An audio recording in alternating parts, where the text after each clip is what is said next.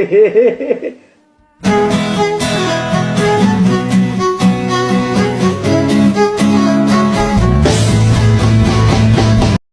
to apa?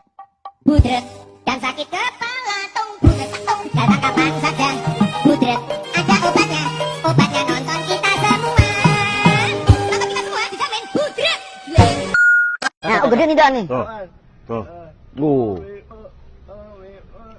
Pelan-pelan, tarik pelan. Capek ah.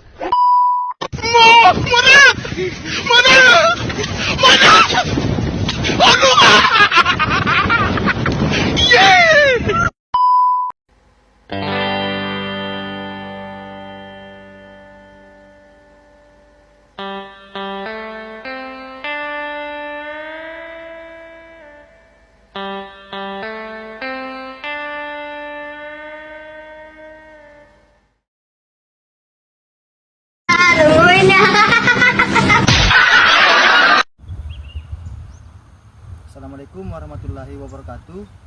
Perkenalkan, nama saya Muhammad Fitri Abdillah. Saya dari Baula.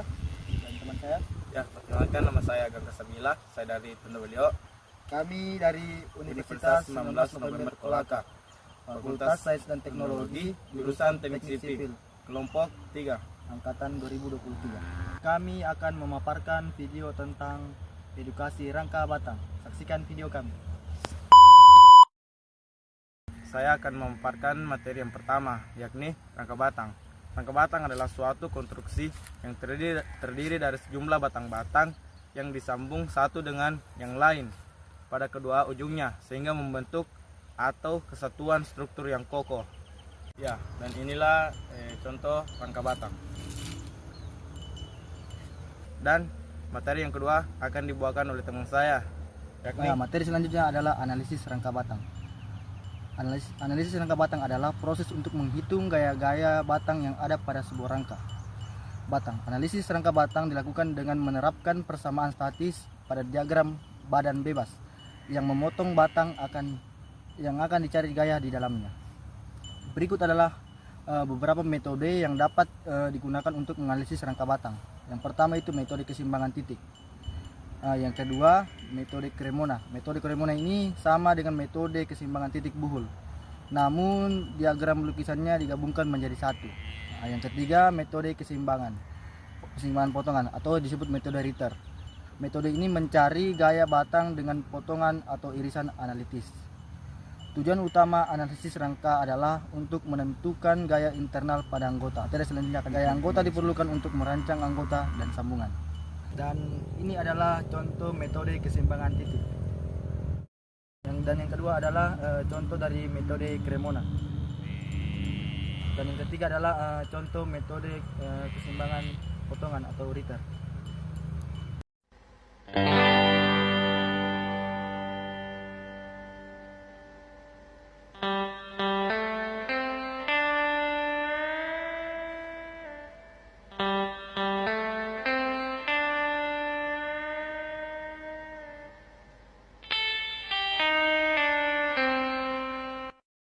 Tapi bohong. Oke. Ya, saya akan menjelaskan materi yang ketiga, yakni struktur rangka batang. Struktur rangka batang adalah susunan elemen linear yang membentuk segitiga. Oke. Berikut adalah beberapa hal yang perlu diketahui tentang struktur rangka batang. Rangka batang hanya menerima gaya tekanan dan tarik. Meskipun dalam praktiknya gaya lentur tetap ada.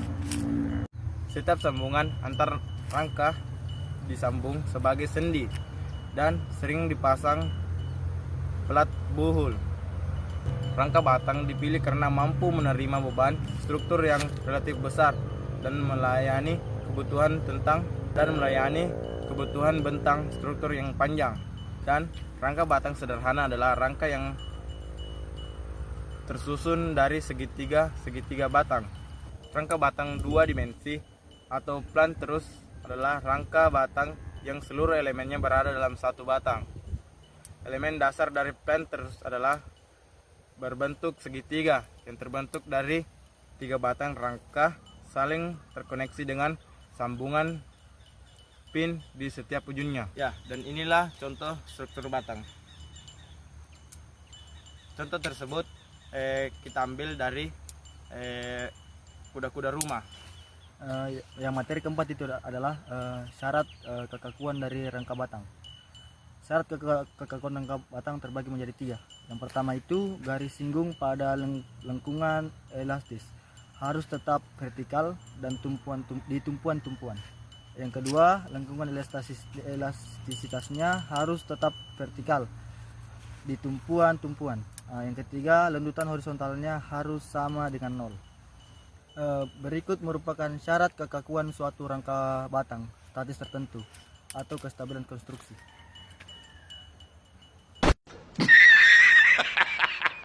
Saya akan membacakan materi yang keempat, yakni prinsip dasar penggunaan rangka batang.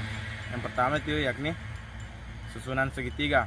Rangka batang disusun dalam bentuk segitiga atau kombinasi segitiga sehingga menghasilkan bentuk stabil. Sudut yang terbentuk antara dua batang tidak akan berubah saat diberi beban.